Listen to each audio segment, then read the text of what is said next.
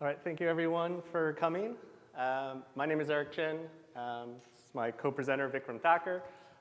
We're from Symantec, which is a part of Broadcom. And today we're going to talk to you a little bit about the ransomware landscape, the 2024 ransomware threat landscape, and sort of what's fueling the epidemic. Vikram is going to start and talk to you all about what we're seeing ransomware actors do, all their TTPs. And then I'm going to come in the second half and talk a little bit about how we see protection against the ransomware actors and what do we need to do to be more effective against them. So, Vikram. Thanks, Eric. There is a disclaimer, but I'll skip over that. So I'll start with some statistics. So these are actually fairly accurate. We built some automation to scrape any open source news, social media, whatever you might think, along with data leak sites. So just gather statistics about who's impacted, which company is being publicized as being victimized by these attackers. So there are at least a couple of takeaways over here. One being, there's no slowdown. These stats go back a little over 2 years, but if you look at it, the number just keeps going up. The other, which you can't really see through it, which is a lot of these companies which are impacted are small and medium-sized businesses. I'd say medium-sized businesses to a very large extent, and that just goes on and on. These numbers are, I'd say, very accurate. Like the only thing that's missing in them is some very small marginal data, which is when a ransomware actor has a victim and he sort of negotiates with the victim that, hey, I'm not going to put your name out on my site, but you got to pay me a little bit extra. So those numbers are obviously missing because those numbers are never heard of, but they do exist. Because we come to know thanks to the business line that we guys are in. Okay. So the next obvious question is like, so who's behind all this? Like, who is there like an army of these people who's conducting these ransomware attacks? And the answer is not really. I mean, if you look at this chart, one of the things that you can take away is, I'd say like, the nightmare for all CEOs and CIOs and everybody who works in a SOC is only fueled by maybe a dozen, maybe a couple of dozen leads in these ransomware gangs. They could be business leaders in the syndicate which is behind some of them. They could be just the lead developer. But at the end of the day, it really just boils down to a very small subset of people. So it's not a big army. And they've got a lot of people who actually work for them, but at the top of the food chain, there are very few people. Also, I'd be remiss to not mention anything about Lockbit. Lockbit has about a little bit over 1/5 of all attacks that have been seen in the past year. This is a little less than 5,000 in the last year. And these are not just targeted attacks. These are confirmed victims. They may not have paid. Not all of them would have paid, but most of them have. Lockbit, you might be wondering, hey, now that there's some action taken over by law enforcement agencies, are we just going to see that slice of the pie go away? Not really. I mean, the guy behind Lockbit, Dimitri, whatever his last name is, he's not the one conducting the attacks. He's got a whole bunch of people who work for him, affiliates, who actually conduct these attacks. They're just going to go and find new places of employment. Right? There's obviously some trust issues between Lockbit and all his affiliates, the fact that law enforcement's after this person, but all those affiliates are not going to leave all the money on the table and just walk away. They will find another employer. So next year, we expect to see somewhere about the same amount of attacks, if not a few more, but the pie chart might look a little different. One of the others might be bigger, and so on. But yeah. Yes? Yeah.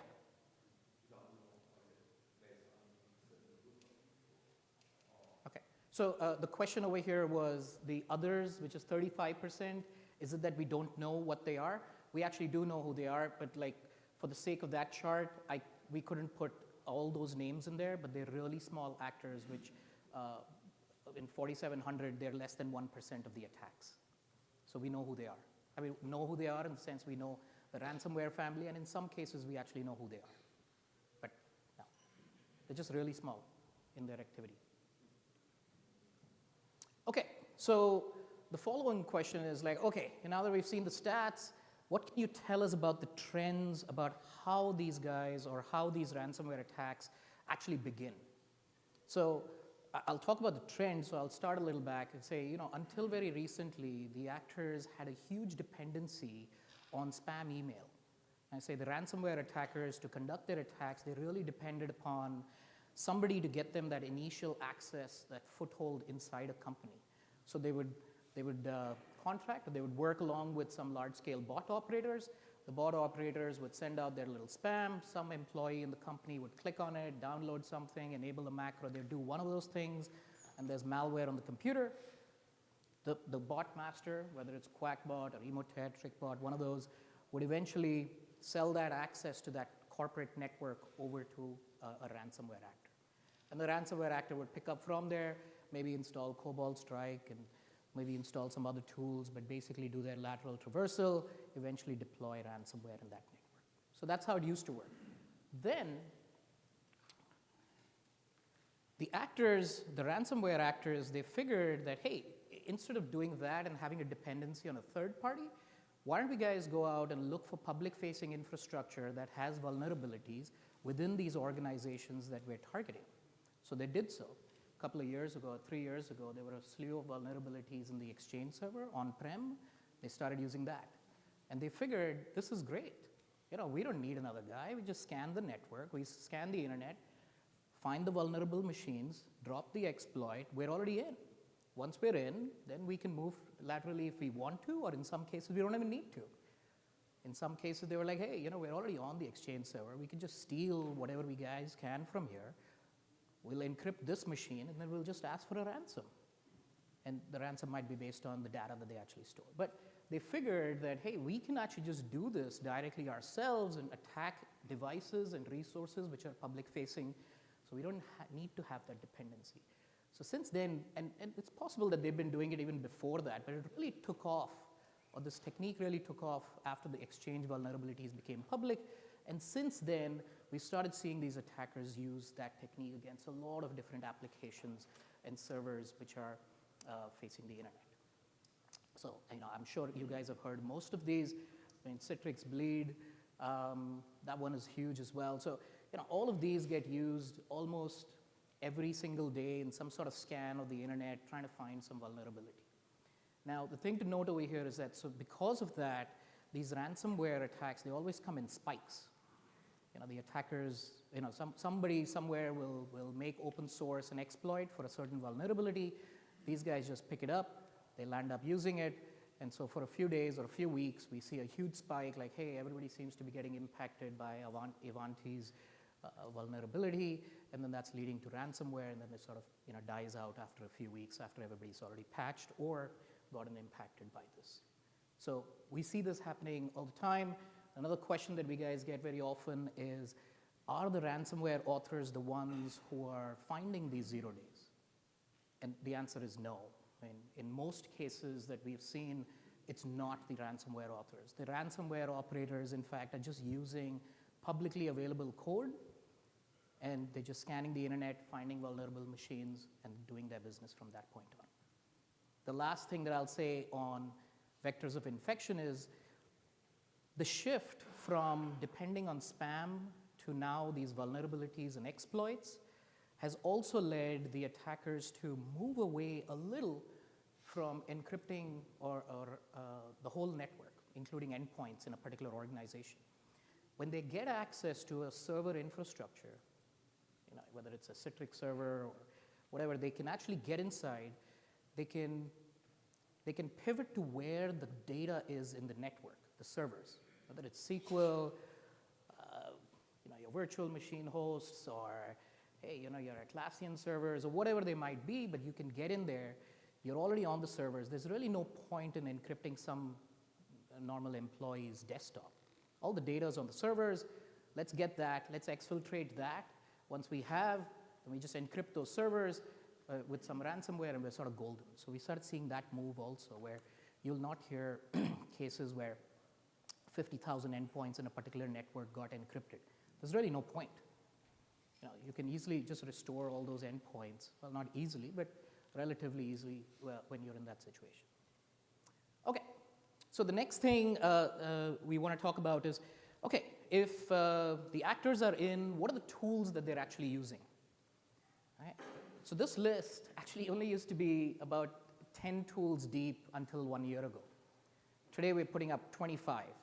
And if you see, a majority of these are either native to the operating system or very commonly used across most networks. And the actors have sort of tailored their approach now to saying, we don't even need to bring in new tools into a network. We will make do with the tools already being used there. So once they gain their foothold in the network, hey, if you normally just use PowerShell for everything, that's fine, they'll make do with it. If you use rclone to move data across in your network, they'll make use of it because that works out for them. They don't need to bring anything new. They can fly under the radar. Plus, they know that, hey, if it's being used in the network, it'll be very difficult for anybody to distinguish malicious versus administrative use of those tools.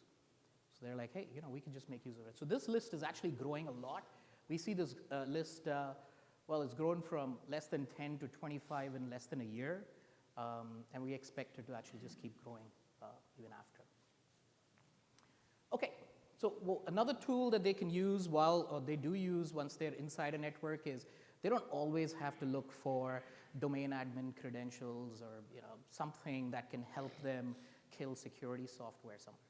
In some cases, what they can do is make use of vulnerable drivers. Now, these drivers might be vulnerable for multitude of reasons, but two mainly. One, they're actually vulnerable to something. So they're signed, but the application is actually using it. They're in the network, and there is public code on how to make use of these vulnerable drivers to gain privileges. So they know it, and they can see it. The other is, hey, they somehow managed to get Microsoft to sign a malicious driver off theirs. It's not that rare. It happens pretty often. And they can just use it in the network. Once they use it, they can gain privileges, and then they can kill security software. They can essentially do whatever they want depending on the machine that they're in. And they don't even need to be very technical. There are tools available publicly which list the vulnerable drivers, and there's code available to make use of them in open source. So they don't need to do much work. Okay. So I mentioned earlier that, hey, they're shifting into this model where they want to exfiltrate data and then conduct their ransomware attack. So we see more and more cases of large amounts of exfiltration happening, more and more. I mean, not just, hey, I'm just going to take 50 megs of data to prove that I was there. Now they're taking like 100 gigs or 200 gigs from these servers. And they can do that because they want to use it as insurance to making sure that they get paid. They might think, an organization might think, hey, I can rebuild that server, and I can use my backup, which was on a cold site, and I can still restore. I don't need to pay these guys. But you don't have a choice, or the choice is very hard when the data is in hands of somebody else. The choice is pretty hard. So in fact, I guess people in this room would know, a few weeks ago, there was a case where a healthcare company in the United States was hit by ransomware, and they allegedly paid a large ransom. But what was also interesting in that case is that the affiliate who had attacked them, he went public saying, hey, I didn't get paid by the ransomware actor. And the ransomware actor and him sort of had a public debate on the subject, but the affiliate eventually said, hey, I didn't get paid, and I'm telling you, I actually have a backup of that data that got stolen. So that's worse than the nightmare that would be in case you get ransomware, that, hey, more than one person has your data now. So that's not good news. Okay, so these are some of the tools that these attackers are using. Again, everything that you would find in a regular network. In case people didn't know, rclone is an open source tool. It's most widely used in all exfiltration that we guys see. And the others are pretty standard, whether it's AnyDesk, RDP, VNC, Screen Connect, all of these guys. They're very, very, very standard, and you'll see them in all networks. The attackers are really relying upon this. So with that, I'm going to pass over to Eric. Eric's going to talk about some mitigation techniques. Thanks, Vikram. So the one takeaway that you should take from Vikram's talk is these ransomware attackers are heavily reliant on these dual-use Windows executables. So I want to take you back a little bit and talk a little bit about security technologies, sort of where we started, where we are today, and why maybe what we have today isn't necessarily sufficient, okay?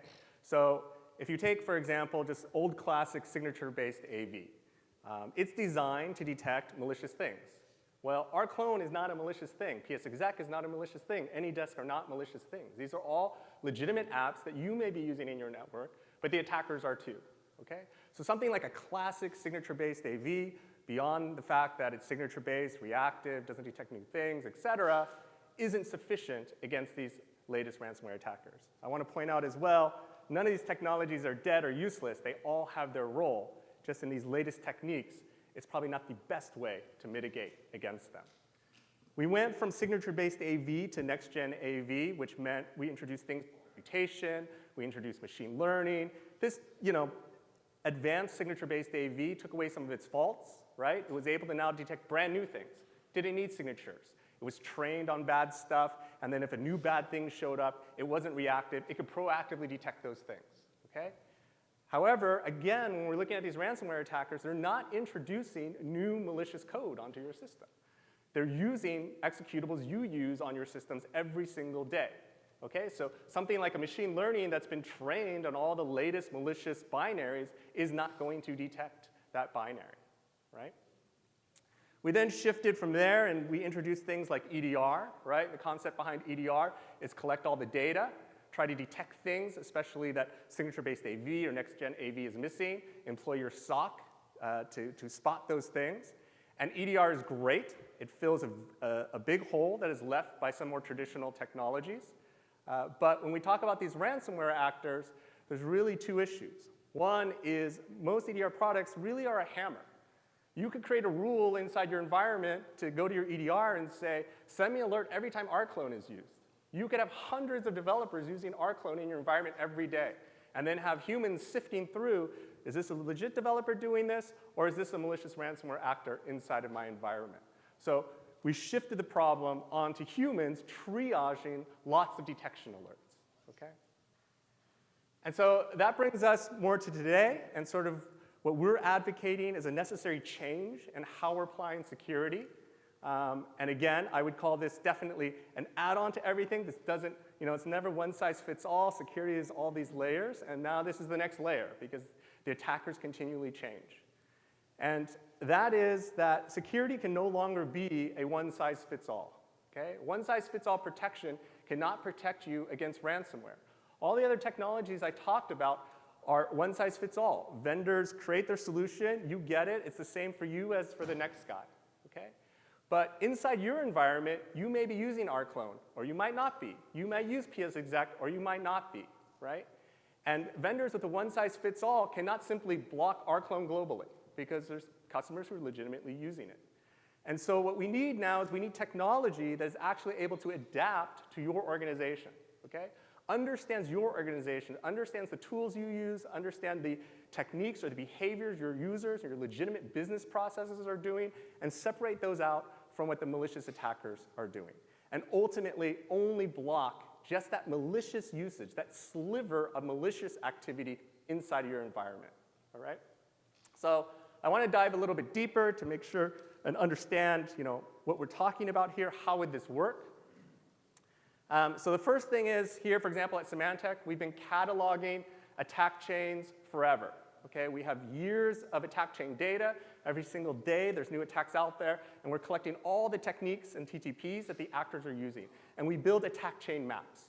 Okay, so I can tell you exactly this particular attacker, this is their playbook. They like to come in with a Word doc that drops PowerShell, that launches a script, that then hits up LSASS, that then uses psexec, then transfers over the network, and they like to use rclone, et cetera. Okay? We've taken all of those, all right, and cataloged those behaviors, like PowerShell injecting to SVC host, or PowerShell creating P files, the simple ones. And we've basically mapped all those up, all right? Then, what the adaptive technology does is it understands your environment and tracks all the behaviors, very similar to EDR, that's happening inside of your environment. Okay? What are your users doing? Okay? And for example, if your users never use rclone inside your environment, What Adaptive can do is adapt to your environment and say, look, this organization never uses rclone to upload data to the cloud, and so we will automatically block rclone, okay? Because we know that's a known technique used by attackers, and you never do it, all right? Very similarly, we have customers who have Word documents that launch PowerShell. That's something attackers do too. But if you never have Word documents in your environment that launch PowerShell, then we can block that as well, okay? Fully preventative in nature, all right? Without impacting your business processes. Just by taking this low-hanging fruit of what do you guys use, what do you do in your environment compared to the attacker map, we've seen super complex organizations reduce their attack surface by 50%, all right? And that takes away 50% of what the attackers are trying to do. Every time they come into your environment, every hurdle they reach is one step to them giving up, okay? And we've seen this. We've seen attackers, for example, get in, do the first 2 steps of their attack chain, and then they tried, for example, to launch AnyDesk. And this organization didn't use AnyDesk, so they were automatically blocking AnyDesk, okay? Because Adaptive had learned that and was blocking it for inside their environment. Attacker tried to launch AnyDesk, he couldn't do it. And then he gave up, because most of these attackers have multiple campaigns going on at any given time, right? And they're just going for the easiest, lowest hanging fruit. As soon as there's some hurdles inside some environment, they just move on to the next guy, okay, to try to get money out of them, because it's a lot easier and more cost efficient for them, all right? Even if they hit one hurdle, even if you just take the lowest hanging fruit and you're able to block 50% of what the attackers try to do in their playbook, every other thing they try is going to get blocked, right? So let's say AnyDesk gets blocked, so they use RDP, that works. Then the next step is they need to use PsExec, but then that's blocked now, so they have to use some other SMB technique. It just becomes very, very difficult for them to understand where the security hurdles are, right? Frankly, attackers have an advantage today. They have our products, right? They can use them, test them, and go, oh, these products don't block this behavior. But with Adaptive, what is being blocked in your environment is totally different from what's being blocked in someone else's environment and from someone else's environment. And that makes it very difficult for these attackers, okay? All right. So the low-hanging fruit is just simply blocking things you don't use, all right? But in these complex environments we've been in, we also see them need more fine-grained adaptations. For example, I mentioned Word launching PowerShell. Well, this organization had that as a business case. In their accounting department, they had these Word docs that would launch PowerShell scripts, okay?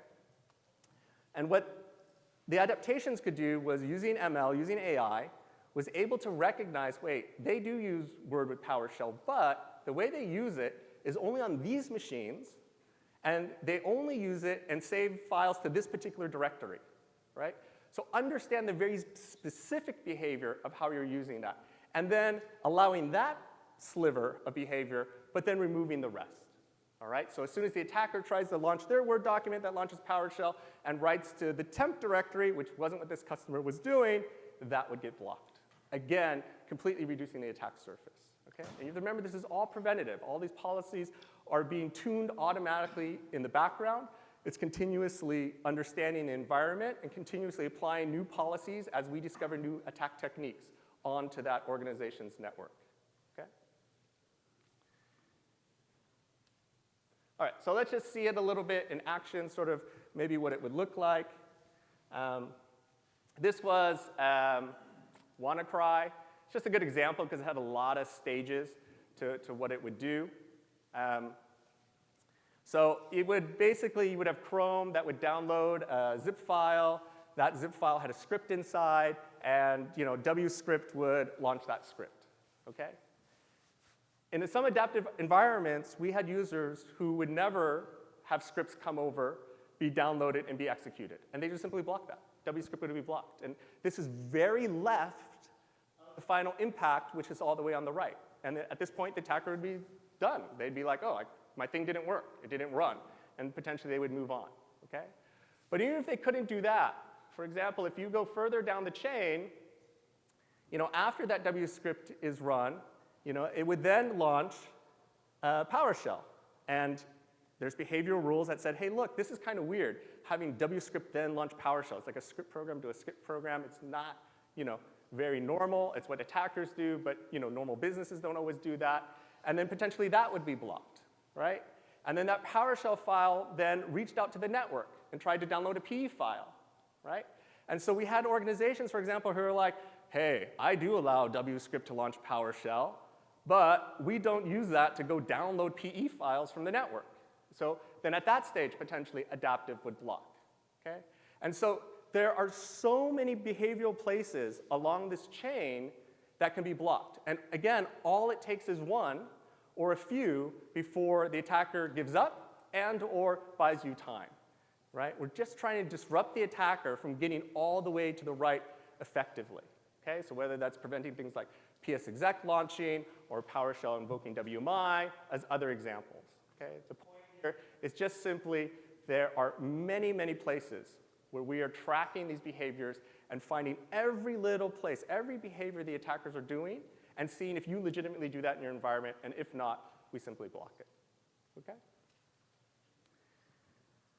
I want to go one more deeper to have an understanding of sort of the robustness that adaptive needs to be, okay? These aren't simple, this isn't a simple hammer. We see some attack surface reduction technologies that simply are checkboxes, right? Don't allow PowerShell to be used. Don't allow these directories to be touched. Those are what we call hammers, okay? And adaptive is much, much more fine-grained than that. We do all kinds of process lineage tracking to be able to achieve that sort of thing. So just give you an example here. I just extended the slide out to make it easier. Let's say you have an Excel document that has a macro inside of it, and that launches CScript, and CScript eventually launches PowerShell, and then PowerShell eventually creates a file, okay? The adaptive has rules like Excel is not allowed to create files, all right? But that rule is applied across the whole lineage chain. We don't care if Excel launches CScript and then launches PowerShell, and then PowerShell creates the file. In the end, Excel is not allowed to create files. So whether Excel creates the file directly or Excel goes through 20 different Puppet processes to eventually create the file, all of those things potentially get blocked, okay? So this just makes it very difficult for the attacker to bypass these fine-grained controls, okay?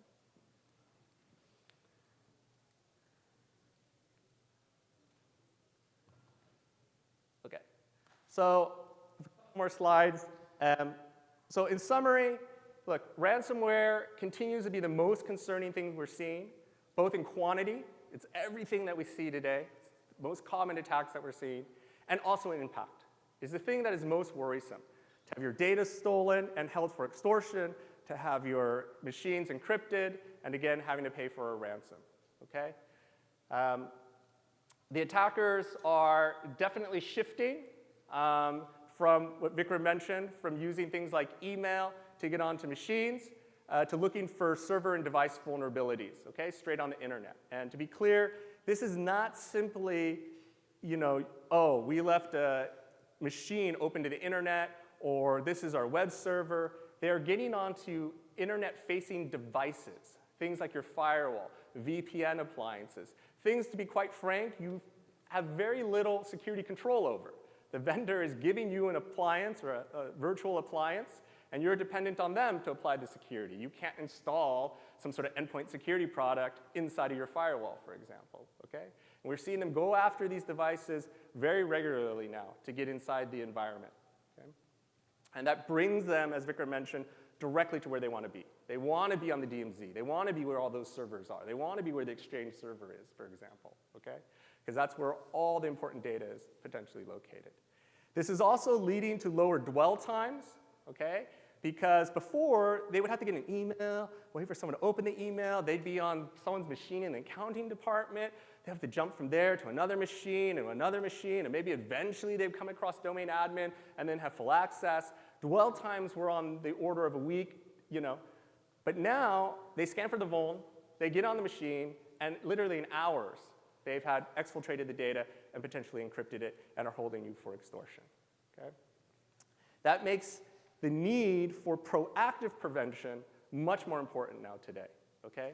Something like after the fact detection, let me go investigate, let me see if this is bad or not, it's all too late, okay? So this use of dual and living off the land tools makes identification and prevention more difficult. We need a shift in model, as I described, okay? What we're doing today is not enough, unfortunately. And that security can't be one size fits all. It's got to adapt to the environment. You've got to understand what you're doing in your environment, what the attackers are doing, and find that difference and block them out. Okay? So adaptive protection technologies, as mentioned, basically is able to do so by understanding your environment and blocking those dual-use tools. And then on top of that, it's the big buzzword here at RSA, but we are legitimately using AI to figure out those further adaptations, okay? To really understand things like, your very specific command line in your business process and adjust for those patterns to allow your legitimate use and take away from the attackers. All right, this slide here, last slide, is apply what you've learned today. If you've been to other RSA talks while you've been here, you'll see this slide. It's a slide that is provided by RSA. It basically has 3 points to it. I think it's actually very useful. The first is what you should be doing next week after hearing this talk. So everyone is at a different stage in their security sort of journey. So some of these things you might be like, we got it, we're on it already. Other things maybe you're like, yeah, literally next week I got to do this. But next week, the most important thing would be identifying gaps in your vulnerability management process. You've got to know what assets you're using on your network and what vulnerabilities are there and have that process to make sure things are patched, okay? As soon as the vulns come out, as soon as the exploits are produced, we're seeing the ransomware actors scan immediately, and we have, as Vikram said, these huge spikes in ransomware right away, okay? So first and foremost, you've got to close the front door, okay? And that's the vulnerability management process. Second is what should you do in the next 3 months of this presentation? The first is make sure you have a robust vulnerability management process, okay? So, next week you just make sure that, okay, what are all the vulns right now? Do we have them patched? In the next 3 months, you want to make sure your vuln management process is nailed down, and in particular on internet-facing devices. This is the weakest point we're seeing right now in organizations. Lots of them are doing really great on endpoints, on servers, but just have no sense or ability to enumerate or understand their vulnerability position for their internet-facing devices, their firewalls, their VPN appliances, their Citrix appliances, et cetera, okay? And all of these are getting hit regularly. Nor the processes in which if a patch is available, what would they do? Once a vuln is out there, what are they gonna do? Are they gonna shut it down in the meantime they patch? Do they have mitigation to be able to place in front of that? All of those processes as well, because there will be zero-day exploitation, okay? Where it comes out and the vendor doesn't even have a patch for it, okay? Or maybe the vendor even has a patch for it, but it's gonna take you time to patch. What are you doing with your VPN appliance that's sitting out front and vulnerable, okay? How are you gonna mitigate that, all right? So you've gotta have a process in place for that. And then the other thing is block known vulnerable drivers. In the slides, there was a couple of sites, LL drivers, and then Microsoft also produces a list. But be sure your security products or you yourself have the means, whether you're pulling all kinds of data via your EDR, for example, to your SIEM, to block known vulnerable drivers, all right? These are being used again by the attackers to immediately gain administrative access or system-level access. All right, and then in the final 6 months, you should basically be looking to select some sort of security technology that can adapt to your environment, okay? I'm telling you what exists out there today, when we talk about classic security, is not enough. We're seeing it every day in organizations who get hit by ransomware. What they have there, unfortunately, was just simply not enough because the attackers were just using known tools that they were not monitoring, not blocking, and not preventing, okay? And you've got to make sure that these security technologies have a way to block these malicious actors, but at the same time not blocking your legitimate business processes. And then finally as well, you're going to make sure you have something that's effective with ransomware just in general, okay? Adaptive's not the end all. Again, we still need signature-based AV, we still need next-gen AV, we still need EDR. There's still lots of TTPs that we need to detect, and we're effective at doing so, and also detecting things like vulnerable drivers. You want to make sure your security solution's robust in all the ransomware TTPs, okay? So that's it. That's what we have. So I'll leave it at that. If there's any questions, if you have questions, you can come up to the mic or you can yell them out and I will repeat them for the audience. Either way. Here. How does it get installed? For example, you had mentioned the Word document and PowerShell.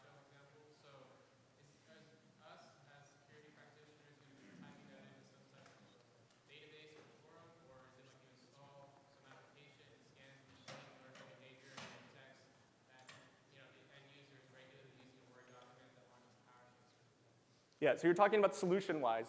How do you tell? These talks have to be a little bit vendor neutral, okay?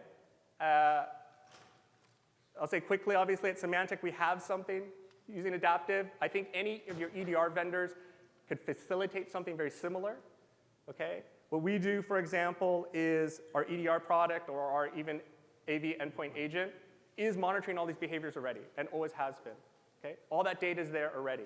We take that data for every single customer, and we simply map it with the attacks that we are seeing the attackers using and creating those adaptive policies. In our product, there's literally a thing called Adaptive with a little button that says Quick Tune. You hit it, and it automatically will take out all the zero usage things. And then there's this whole adaptations thing that you can look at and sort of tweak up to get to the next level. But if we're talking a little bit more vendor neutral, you can imagine if your EDR product is collecting all of that data, you will need on your side to understand all the attackers' behaviors. That's something we do as a business, obviously. We're collecting all of that to do that mapping, okay? But otherwise, I don't know, it's a little bit vendor neutral, so you could always go to the Symantec booth if you want, and they'll probably give you a demo. So, yeah. Other questions?